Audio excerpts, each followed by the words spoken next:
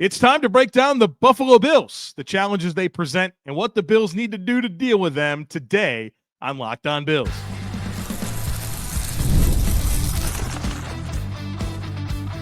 You are Locked On Bills, your daily Buffalo Bills podcast. Part of the Locked On Podcast Network, your team every day. What's up, Bills Mafia? It's Joe Marino, author of Go Bills and Buffalo's Run, also the co-host of the Locked On NFL Scouting Podcast, and I'm your host of Locked On Bills. Want to thank you for making Locked On Bills your first listen every day, and a big welcome and shout out to our everydayers. You know who you are. Those of you who never miss a single episode, I appreciate y'all being here very, very much. I'd also like to invite you to subscribe or follow for free on YouTube or wherever you listen to podcasts. We're part of the Locked On Podcast Network, your team every day. Today's episode is brought to you by Game Time. Download the Game Time app, create an account, and use code LOCKEDONNFL for $20 off your first purchase. Well, folks, welcome in. The Bills, as you know, are in their bye week. And typically every week that the Bills play a game, I do a primer episode where I discuss the opponent, I break down the team, I give you keys for the Bills against each unit offensively and defensively, and that gets us ready for an upcoming game. Well, there's no upcoming game. So what I want to do instead is do the same episode, but as if the Bills were playing the Bills. Nice little thought exercise to break down the Buffalo Bills, and it's always really cool to just kind of talk about the Bills as if they were an opponent. And I had a bunch of people in the subtext and in our Discord reach out and say, hey, Joe, you're going to do that this year, right? And I said, yeah, of course. I got it queued up. So here it is. And normally we start with the nuts and bolts, and I say, hey, this is the opponent. This is where the game's played, all those types of details. But obviously we don't have all of them. So we'll kind of pick up in the middle of that and try to make this as normal as possible. So the Bills enter this game 9-2, first in the AFC East. They're number 2 in the AFC. Have won 6 games in a row after dropping 2 games consecutively to the Ravens and Texans. Their 9 wins this year came against the Cardinals. They beat the Dolphins twice, the Jaguars, Jets, Titans, Seahawks, Colts, and most recently the Chiefs. Those 2 losses, Ravens and Texans, both road losses for the Buffalo Bills. And as I said, have since won 6 in a row. The head coach is Sean McDermott. He's 50 years old. In his 8th season as the head coach of the Bills and as an NFL head coach, his record stands at 82-43. He's about to log his 5th consecutive 11-win season, his 5th straight AFC East division title. They've been to the playoffs 6 of the first 7 years under Sean McDermott. It'll be 7 of 8 by the end of this year. And so far in the playoffs, they're 5-6. They've won at least one playoff game in each of the past 4 seasons entering 2024, and Andy Reid's the only other coach that can say that. It's been an impressive run for Sean McDermott in Buffalo. 17 years prior to his arrival, the Bills missed the playoffs, and now they've become a mainstay in the AFC as a contending type team, and obviously they're looking to go all the way, but they've certainly been knocking on the door. The quarterback for this football team is Josh Allen. He's 28 years old, 6'5", 240 pounds, was a first-round pick in 2018 out of Wyoming, number 7 overall by the Buffalo Bills. He started 104 career games to this point, and the Bills have a 72-32 record in those games. So far in 2024, he's completing 64% of his passes, 231 passing yards per game, 18 touchdowns versus 5 interceptions, and a passer rating of 98.2. Let's get into his metrics. And one thing I will say, folks, is I track Josh Allen metrics every single week, 38 different data points. And I write an article breaking down Josh Allen's metrics and his performance every single week. So that's part of our Substack. And if you'd like to be part of that, there's a link in today's show notes to be part of it. And you can see I just wrote the article on the Chiefs and talked about 38 different data points that measure Josh Allen's performance. Back on track. All right, so far this year, Josh Allen is 4th in EPA per dropback in the NFL. That's 0.18 per dropback, 4th best in the league. He throws deep 13.6% of his time. That is 9th highest in the NFL in terms of frequency. Yards after catch have been a big part of the equation for the Bills this year. 59% of Josh Allen's passing yards this year come after the catch. That's 4th highest in the NFL. He goes to his first read only 58% of the time. That's 32nd in the NFL. Josh Allen, not a guy that's going to routinely just take that first read. Obviously, dual threat type quarterback, a guy that can extend plays, and he takes advantage of that. His average time to throw is very surprising. It's 2.53 seconds. That's 11th fastest in the NFL. You typically don't associate Josh Allen as a quick-triggered quarterback, but that has certainly been part of his evolution this season. His catchable ball percentage is not very good, 72%. That's 29th out of 32 starting quarterbacks in the NFL. There have been some ups and downs with Josh Allen's ball placement this year, which is further evidenced by his off-target throw percentage, which is at 18%. That's 22nd in the NFL. Turnover-worthy throw rate is only 2.4%. That's 8th best in the NFL. Drops have not been a real issue for this team. 3.2% drop rate. That's 8th best in the NFL. He's pressured on 32% of his dropbacks. That's 13th in the NFL, and it has come down a lot over the last several weeks. Only 22% play action. That's 20th in the NFL. That's a little surprising to me. You'd think Josh Allen and how good of a play action passer he is, that it would be a little bit more on the menu for him, but only 22% of the time. But screens are way up for this team, 13.5%. The Bills run a screen play, which is 6th highest in the NFL. So getting a lot of production, yards after catch in the screen game. So Josh Allen, tough to deal with. Obviously one of the best quarterbacks in the NFL, one of the most physically gifted quarterbacks in the NFL, has a ton of size, probably has the best arm talent in the NFL, has access to the entire field, and he can play off script. He can play within structure. There's a lot to deal with here. And the evolution of Josh Allen this season has really been rooted in efficiency.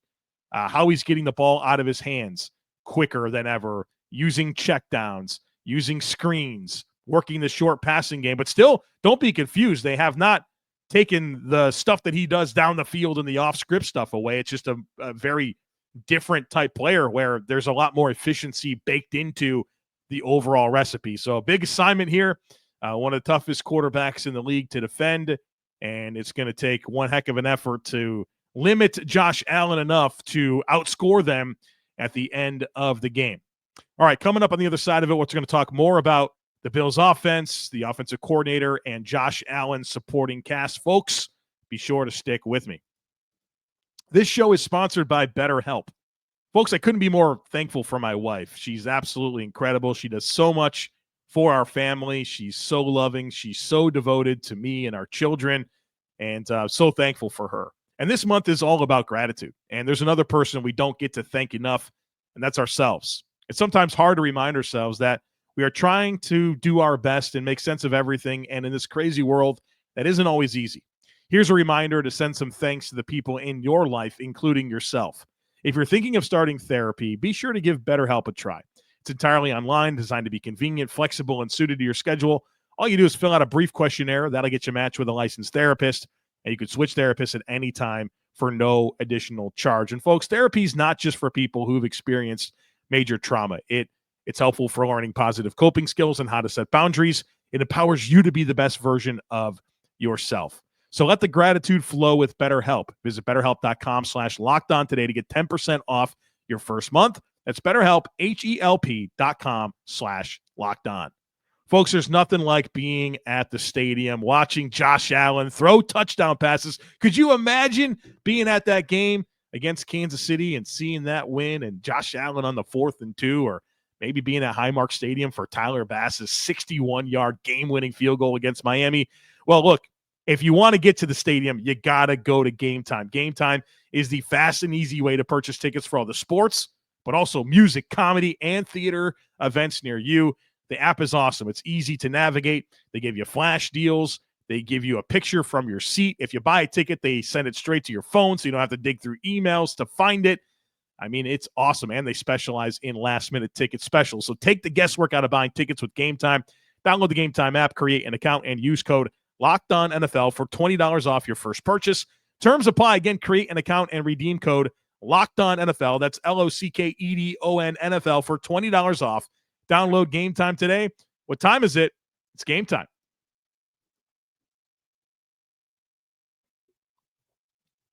The offensive coordinator for the Buffalo Bills is Joe Brady, 35 years old, was the interim offensive coordinator for half the season last year.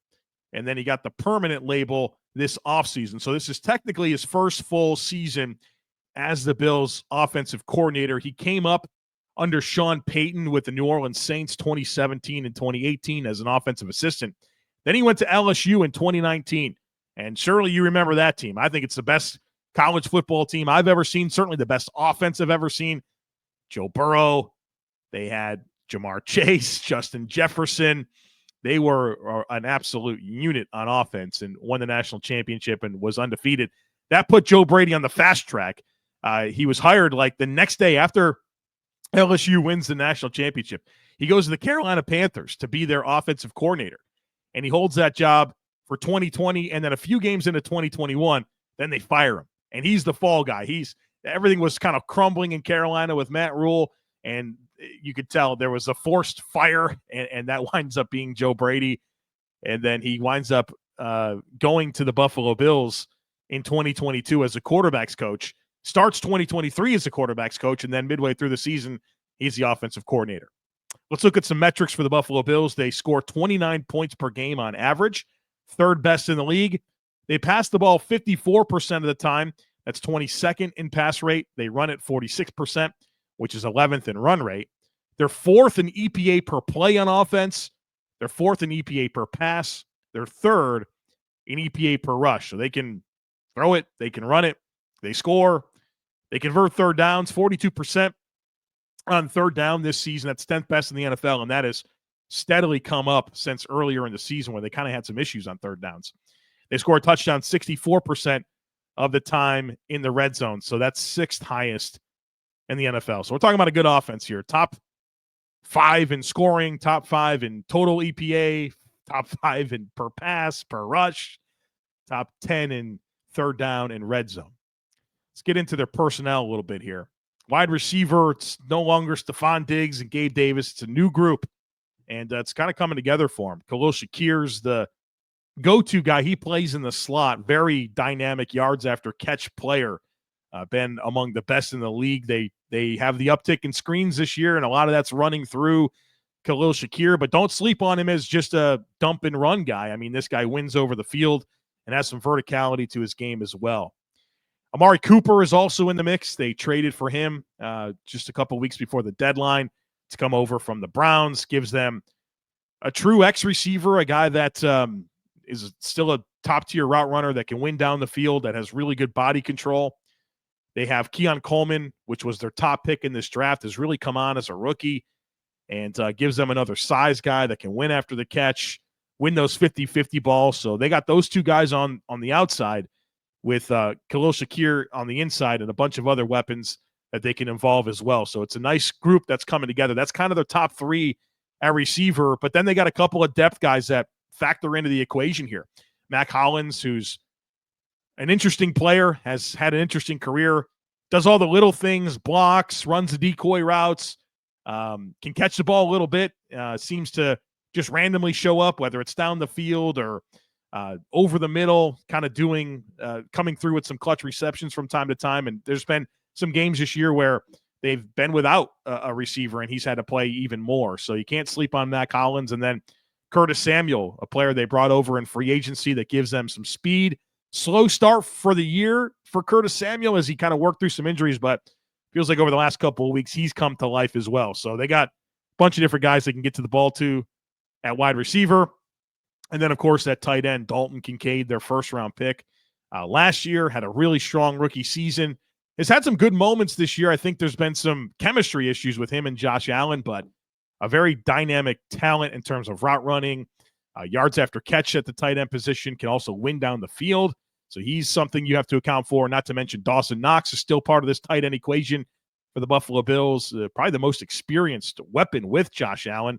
They don't feature him a ton, but he's on the field a lot. They will run multiple tight end sets. He blocks and can do pretty much whatever they need as an ancillary piece of this equation. And then at running back, James Cook is the lead back here in his third season, had the breakout year last year, dual threat running back in terms of catching the ball and running it. They run a ton of cutback zone with him. He's really developed his vision. He's not a super physical runner, but he's super agile, and he's a slashing style runner that can really get some chunks on the ground. And there's been some games where they can just lean on him, and they've had some success. Also, they get two other backs involved. Ray Davis, fourth-round pick out of Kentucky. He's a fire hydrant, right? He's 5'9", 215 pounds, packs a punch, gives them some physicality in the run game, but he can also catch it a little bit. And then the third down guy is Ty Johnson, who gives them their best pass blocker, but also has speed, and you can't sleep on him as a runner or a receiver. So they will get all three of those backs going. In terms of order of weapons as targets go in the passing game, the most targeted player here is Khalil Shakir, 66 targets. Dalton Kincaid is number 2 at 59. They have both missed a game, so that's something to be mindful of there. Keon Coleman has 36 targets, and he's missed a couple of games as well. Curtis Samuel, 33 targets. James Cook, Mac Hollins, 31 targets each. It's everybody eats, right? That's kind of the mindset of this passing game. So good luck. I mean, they just throw the ball to so many different guys, and if you want to take one guy away, they're happy to use other players. And that didn't even mention Amari Cooper, who's only been really on the team for a few weeks, but he's only played in 3 games, and he was hurt for 2 of them. So it's almost like he's played a game and a half, to be honest, and has 10 targets in those 3 games. And again, like I said, not even a full workload for any of them. So we could say Shakir 66, Kincaid 59, Coleman 36, Samuel 33, but somewhere in that top 3 Amari Cooper slots. So a lot to deal with in terms of the depth of weapons that Josh Allen has at his disposal that he uses. The offensive line is a good one, has developed into one of the better offensive lines in the NFL. Their best player up front is their left tackle, Dion Dawkins, has been a long-time starter for them at left tackle and really has emerged over the last few seasons as one of the better left tackles in the NFL. Their left guard is David Edwards. He's a sufficient level starter that's experienced with their offensive line coach, Aaron Cromer, from their time together with the Rams, was a utility blocker for them last year, takes over as the left guard this year, and he's doing well. Their center is Connor McGovern. He was the left guard last year. They feel like his most natural position is center, and that's gone well this year as they've transitioned away from Mitch Morse. Connor McGovern has done a great job. Their right guard is Osiris Torrance, a second-round pick last year that played every snap as a rookie and is back again as a starting right guard, and it looks like he's going to be a fixture for them up front. Gives them a lot of power for their run game. And then the right tackle, Spencer Brown, has blossomed into one of the better right tackles in all of football.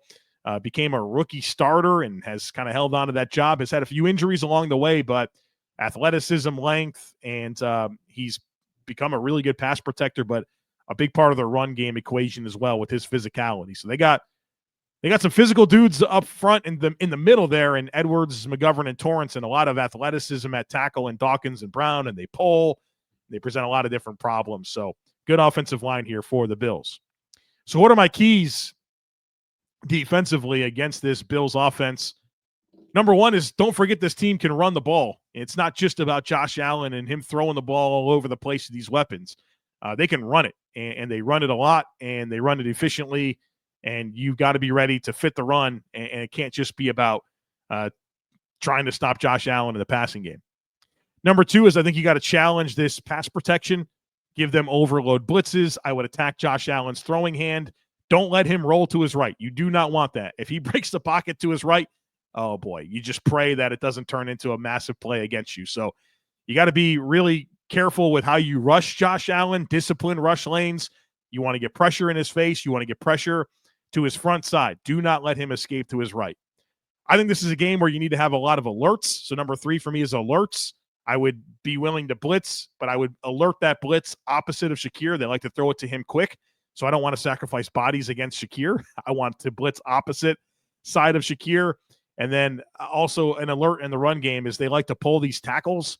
And I would have, if I was a defensive end and my tackle pulled or blocked down, it would be an immediate crash. Like go play, get right down the line of scrimmage and see if you can get to the football because they will run a lot of wide zone. They'll run a lot of cutback zone. And so I want my defensive ends to crash quite a bit. So different alerts that I'd have baked in.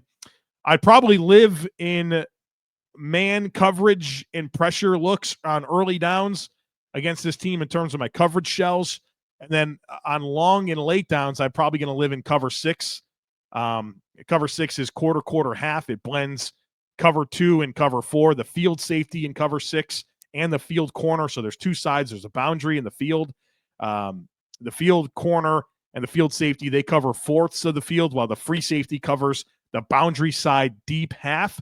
And the boundary corner then plays the flat. I think that's going to give you your best chances. The Bills like to run a lot of 3-by-1 type sets where they'll have one receiver isolated to one side and then have a bunch set to the other. And I'd want to give myself my best chance to deal with that. And I think cover 6 is probably going to be our best option, but obviously you still have to account for Josh Allen and his legs. And so you have to commit a spy. And no matter what you do, it feels like the math is going to be wrong.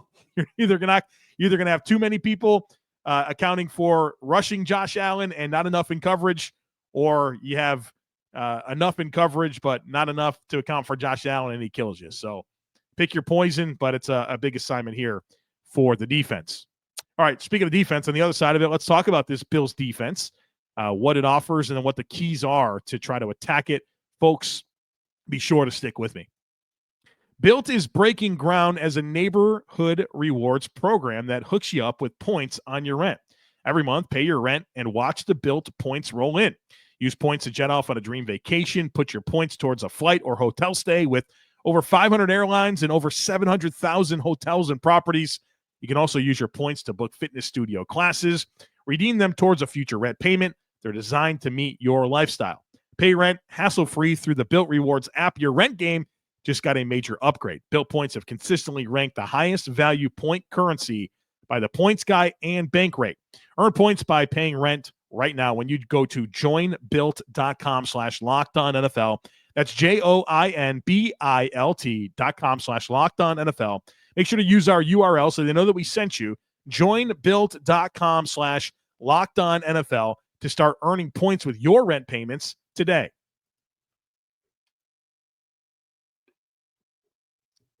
The defensive coordinator for the Buffalo Bills is Bobby Babich, 41 years old. It's his first season as the Bills defensive coordinator and as an NFL defensive coordinator. Of course, Sean McDermott, the head coach here, is a defensive-minded head coach, but Bobby Babich is the play caller on defense, and he's a McDermott disciple. 9 years under Sean McDermott prior to this one as either a defensive assistant or position coach. He had 2 years in Carolina with Sean McDermott and then 7 in Buffalo prior to this one. And he's got that opportunity to now be the defensive coordinator his first season. So far this year, they're giving up 19.5 points per game. That's 9th in the NFL. They're 10th in EPA per play, 14th in EPA per pass, 9th in EPA per rush. They give up a third down on 41%, or they give up a first down conversion on 41% of third downs, That's 20th in the league. They give up a touchdown 51% of the time in the red zone. That's 12th in the NFL. Let's talk about their personnel here. Up front on the defensive line, they rotate quite a bit. On the edge, Greg Rousseau's the best player here, one of the better run-defending defensive ends in the NFL. Long arms, heavy hands, compression-style rusher. Has decent sack production, but he's more of a pressure-type player that he'll certainly make his share of sacks, but also the way that he can compress opens up a lot for other people.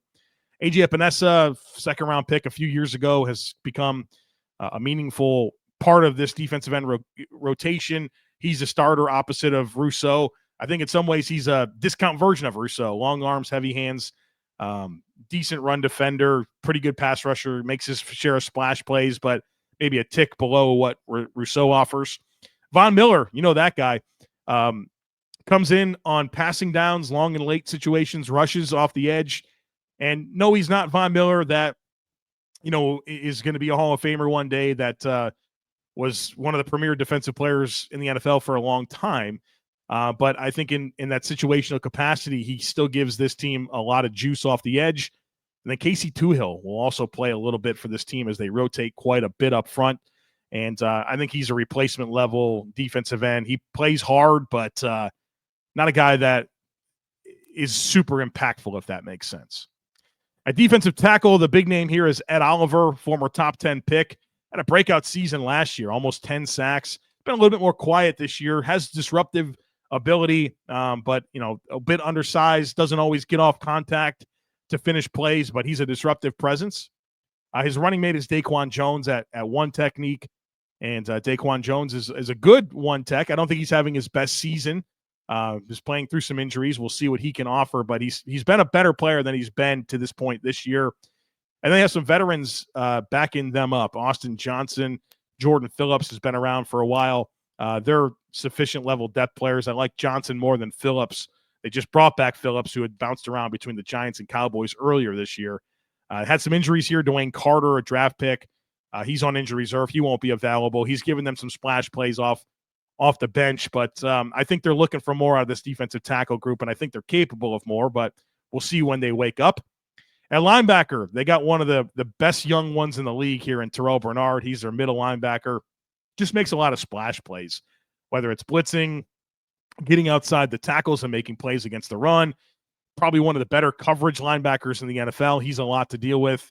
And then his running mate is not Matt Milano. Matt Milano is working back from a preseason injury. He'll be back eventually, not this week, though.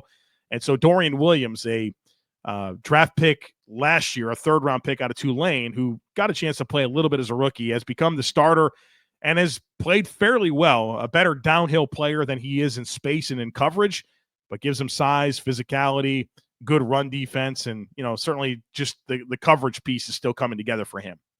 At corner, this is probably the strength of this defense. This is one of the better corner rooms in the NFL. On the outside, it's Christian Benford and Rasul Douglas. Benford was a 6th-round pick out of Villanova a few years ago, and he has legitimately developed into one of the best cornerbacks in all of football. He's got ball skills. He's got size. He tackles extremely well. Very, very competitive. He's a tough assignment. Then Rasul Douglas, kind of a perfect fit for this zone-heavy defense at Bobby Babich and Sean McDermott run. Really good tackler, really good ball production.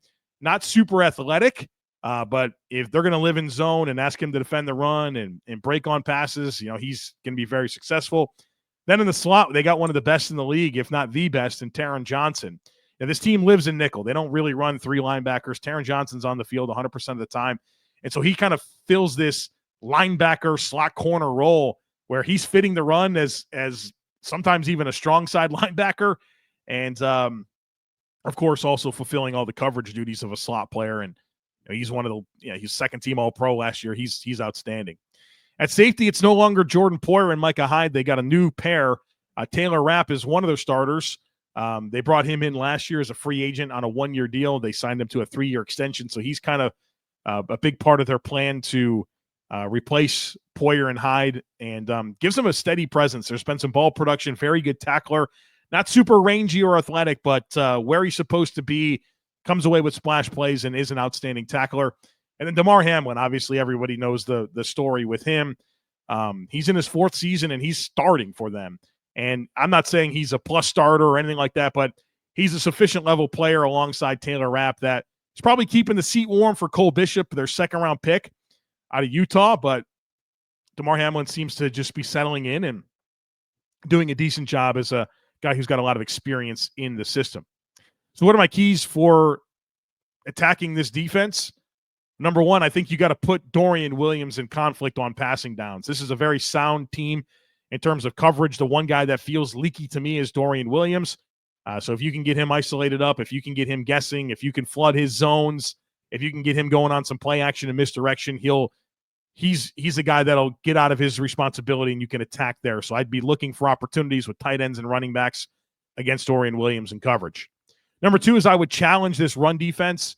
The metrics will tell you that they're a good run defense, but I still think that they make their choices. They play a lot of light boxes. They can be creased and give up some explosive runs from time to time. And I think you got to stress that. And I would, first of all, run away from Greg Rousseau. That's pointless to run at that guy. He's too good. But then where I've seen the Bills defense have their most problems defending the run is when other teams can get pullers, they can trap block, they can wham block, set up cutbacks, all of that type of stuff. So you want to stress them horizontally and then get downhill. And I think you do that by pulling and trapping and whamming and doing all kinds of stuff of that, like that with tight ends and fullbacks. And, if we got some offensive linemen that can pull, let's do it. And then number 3 is you want to utilize your running backs in the passing game against this defense. The Bills have given up the most yards and the most catches this season to running backs. And so let's get the pass catchers involved out of the backfield and make that a big part of our game plan, not just in the screen game, but whether that's flare routes or you want to get them on angle routes. It's an important week to utilize the running backs in the passing game. Real quick on special teams, the kicker is Tyler Bass, 27 years old. He's been their kicker since 2020. So far this year, he's 33 of 37 on extra points, 19 of 22 on field goals, 84% kicker for his career. Has been up and down. He kind of had a slump dating back to mid last season. It feels like he might be out of it, but then there's a goofy missed extra point every once in a while. All of his misses on field goals, he's got 3 misses on field goals. They've all come between 40 and 49 yards. The punter is Sam Martin. I would call him the definition of an average NFL punter, 12th season, been around a little bit, some different teams, but just a sufficient level, going to do the normal thing as a punter. Then the return guy is Brandon Codrington. He's a rookie, an undrafted free agent out of North Carolina Central. Done a pretty good job to this point as both their kick and punt returner. Not a lot of size or speed. 5'9", 180 pounds, ran a 4.55 40-yard dash. But this team obviously sees something in him, and they traded for him just before the season. He's done a good job. And, I don't know that you have to worry about like him just out athleting you, but it seems like he's seeing the field pretty well, and he's had some pretty good production, particularly as a punt returner. So not dangerous. I don't know that I call him dangerous, but certainly doing a good job here as a rookie. All right, folks, there you have it. That's the Buffalo Bills, team that obviously one of the best teams in the league for a while now. New-looking team in some ways, but the results seem to be pretty similar despite a lot of new names, and obviously they got that quarterback that presents a lot of problems. So it'll take an honest effort to get this win. All right, folks, that's it for today. I hope you enjoyed, right? It's kind of weird to put myself in that position where I'm like talking about the Bills, but I think it's a great thought exercise for me to do, and then I'm sure it's interesting to listen to the things that I would say if the Bills were playing the Bills. So there you have it, folks. As always, I kindly ask that you share, subscribe, rate, and review. Have a great rest of your day. Go Bills, and I look forward to catching up with you again real soon.